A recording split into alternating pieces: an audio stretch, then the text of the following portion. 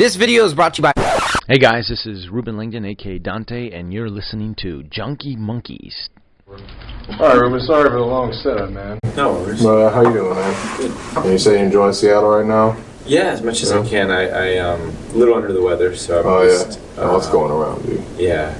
Well, I caught it in Japan, of all places. Oh, man. I was there last week. Oh, nice. So, between jet lag and everything, it's just not been able to knock it out. So I'm just running on a little low energy, but otherwise, I'm definitely enjoying Seattle. You working on anything out in Japan, or? Yeah. Anything you can tell us about? No. NDAs. Those NDAs. Well, you've done work on a lot of video games. Obviously, most people know you as Dante and Devil May Cry. But one thing in particular I like, I'm a big fan of Naughty Dog's work. And I noticed you did work in Uncharted 3 and The Last of Us, even voiced a character in The Last of Us, right? Yeah, a couple characters, actually. Did they bring you back for 4 at all? They actually did, yeah. Oh, awesome. So that just came out, right? No, it's not out yet, but you know, it's just what day is it coming? Any day now? Coming out. Well, they keep pushing it back. So okay. Well, that's for the better, though. Yeah, it's for the better. I'm excited. It's a lot of work. They were. I know those guys were.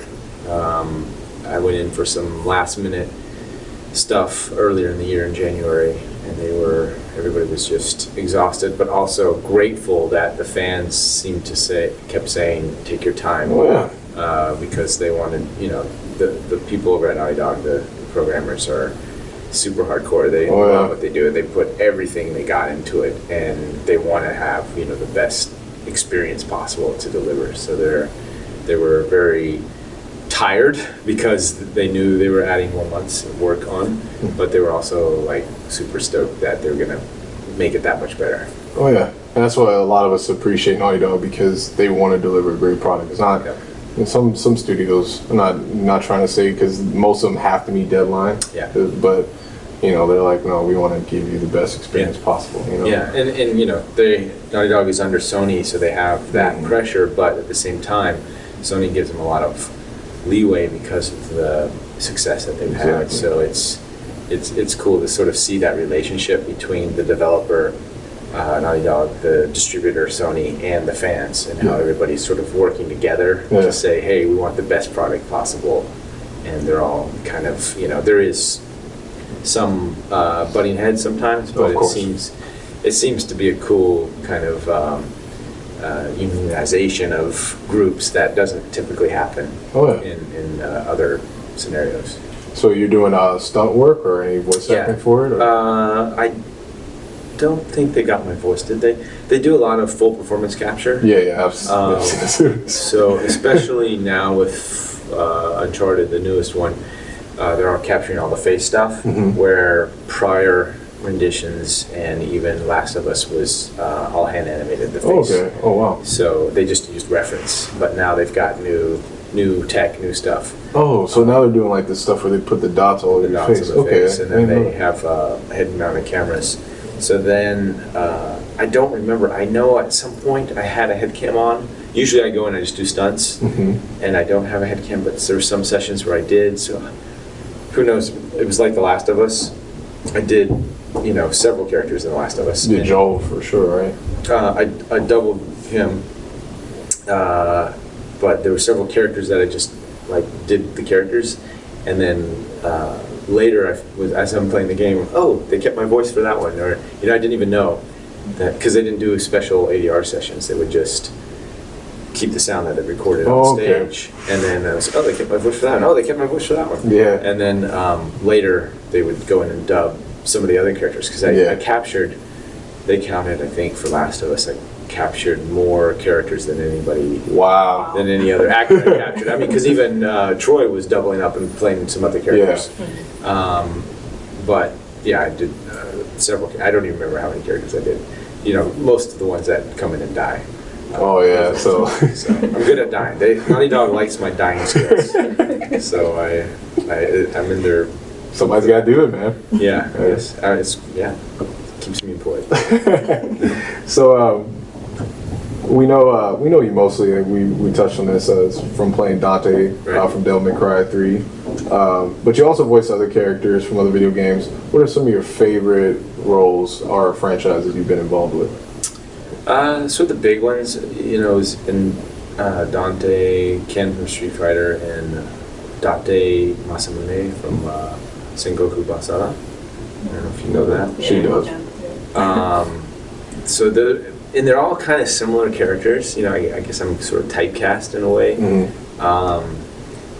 as that sort of surfer dude,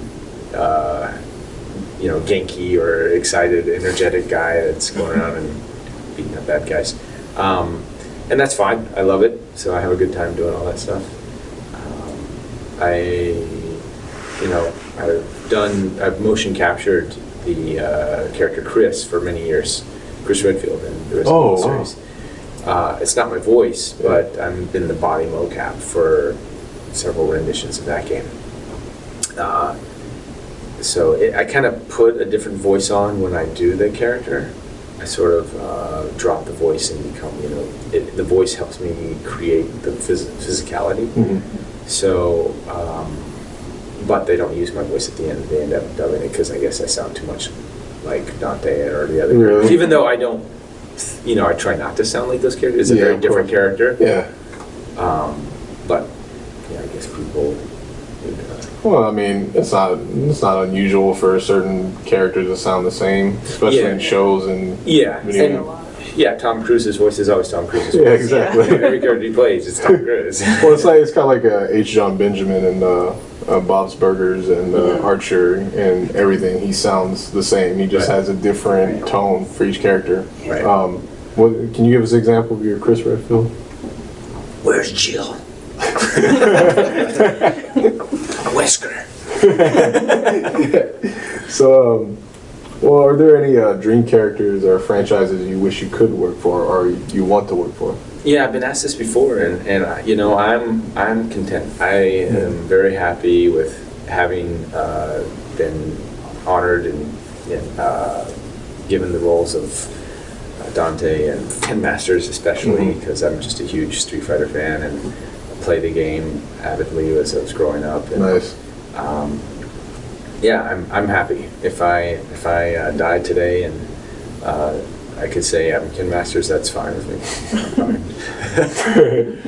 It kind of sounds like we talked to Kali Bear yesterday. That's Ryu, so I'm sure you two have faced off. Yes, we have. I think we're going to go at it tonight.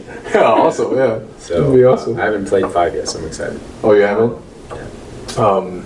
So did you do any? Do you do motion cap work for Street Fighter as well? No, they don't. So Street Fighter's all hand animated. Okay.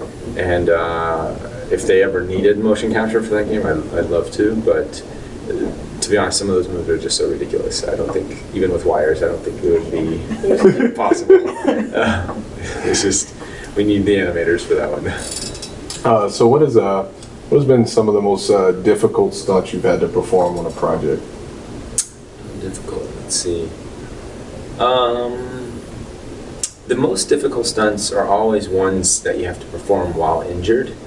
So I've had, over the years doing stunts, I've had numerous injuries, and on Avatar, I tore my right MCL, and I tore it like around in the afternoon or something, and I had to keep performing on it. Wow. That day, and then luckily that was the last day before we broke for the holidays, so I had some time to heal, but I kept coming back after that. I had a brace and everything, but I kept re-tearing it. Like every couple of days I'd hear a snap, and I would feel the snap, and it would just be excruciating. I couldn't walk. I'd be walking out, and then it would sort of heal again. And so you can sort of get around without an MCL, but not very well. And just the re-tearing of that ligament over and over again. Constant pain, dude. That's dedication, though. And it was just and it inhibits your performance. Yeah. You can't jump as well, and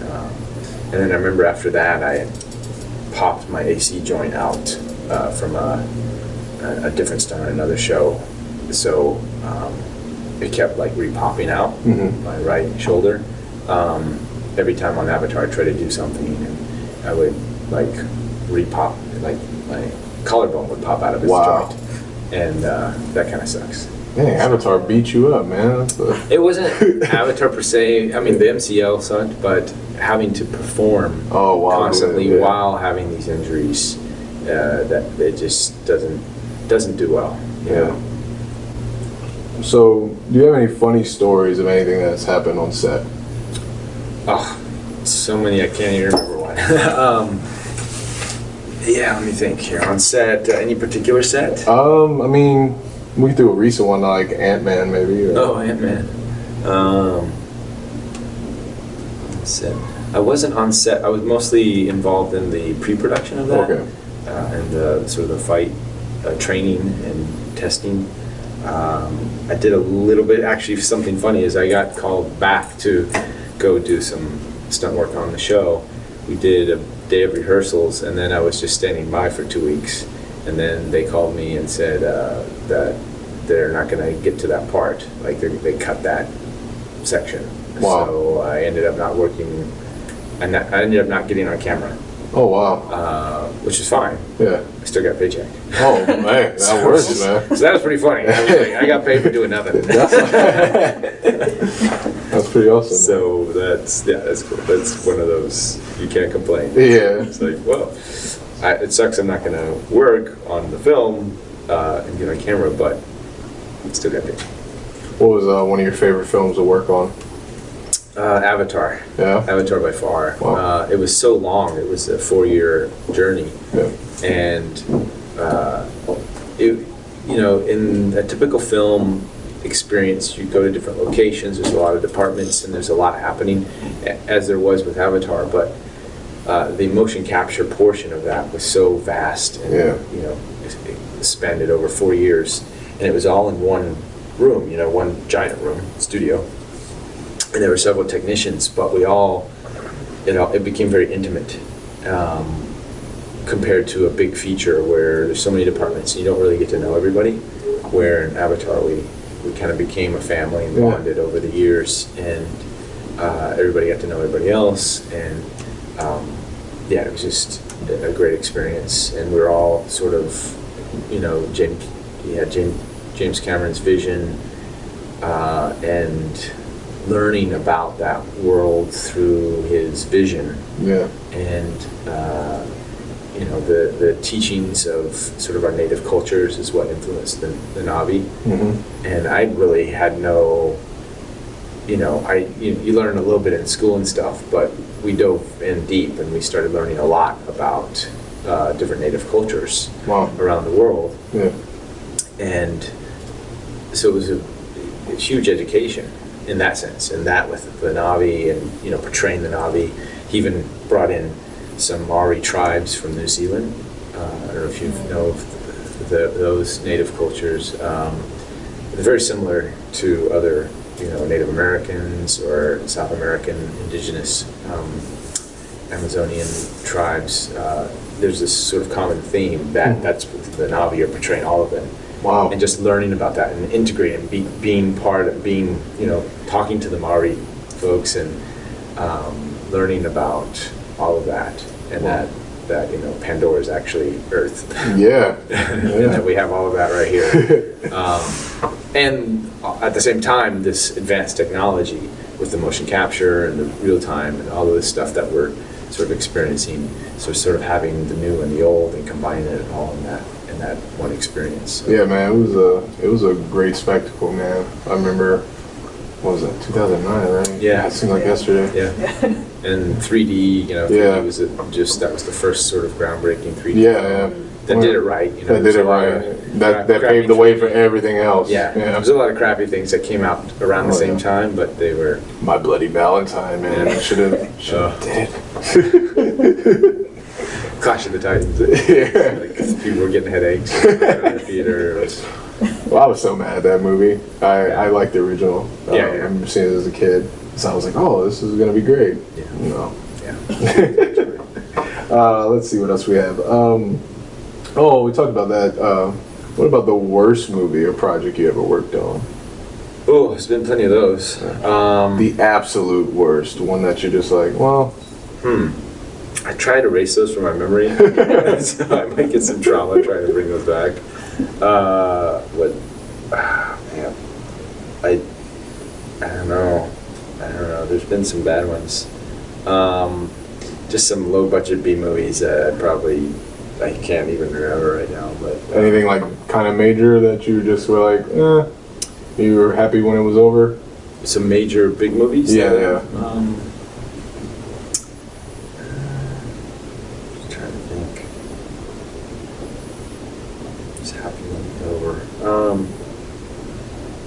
No, I mean not that most of those movies I kind of would be on the sidelines, and I don't think I've been pretty blessed. I've had some really good experiences. It's a good catalog. Good mentors, good folks to work with.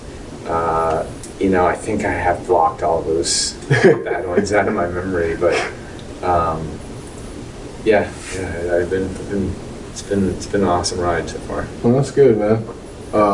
Serena's a big Devil May Cry fan, so I know she has a question she wants to ask you. Sure. Question that hopefully you can give an answer to. So a few weeks ago, there was a picture posted of you and Johnny in mocap. Yeah. And is there any hint that maybe we'll see Dante return? That picture was not from Devil May Cry 5. Okay. I will officially say that for the record. A lot of people are speculating, saying, "Hey, it's Devil May Cry 5," and no, I'm sorry, but it's funny because there's been so much hype just about that picture. Yeah. And Capcom even we got through another friend, we got a call, and they were all pissed off at that picture. And it was like, "What's up, guys? Why are you getting pissed off?" And they were pissed off just because I guess they've been getting so much flack from fans about it that it's just like, well, okay. So we were asked to take the picture down from Capcom. For that reason, and I'm like, you're only making things worse. Yeah. You're only making. That's going to build more speculation. You're gonna create more speculation when what just happened. In more opinion, it's just been. People send me these articles and posts, and people on YouTube talking about, well, Johnny Bosch had this picture on his page, and it went down immediately, but we grabbed it here, and it's like, wow. If anything, that's a testament to Capcom. I'm saying this right now, Capcom. You guys need to make Devil May Cry 5 because of look at all of stuff that the fans have been, going off about, and they weren't doing this about the reboot, and so there's some, Capcom's got something and they need to do something with it. Oh yeah. My friend has a speculation of saying because the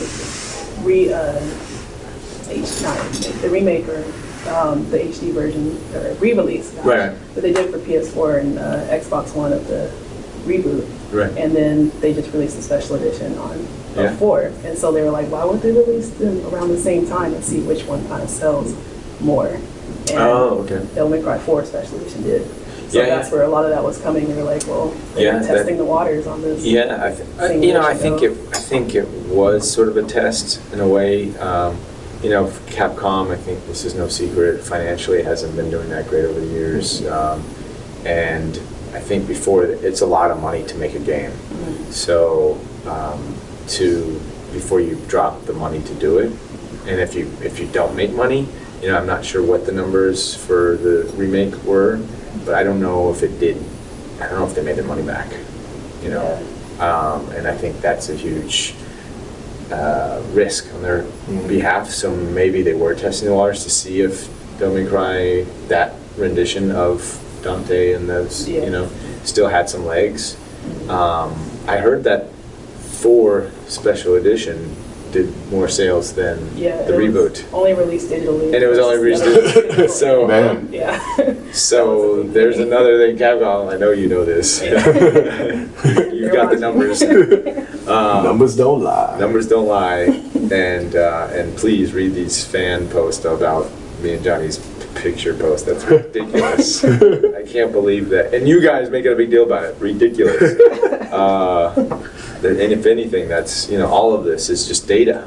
It's data for them to say, hey, we gotta do something. So I got my fingers crossed. I'm going to be sending my letters in and I'll collect some data and send it to them too. Say, hey guys, check out the numbers.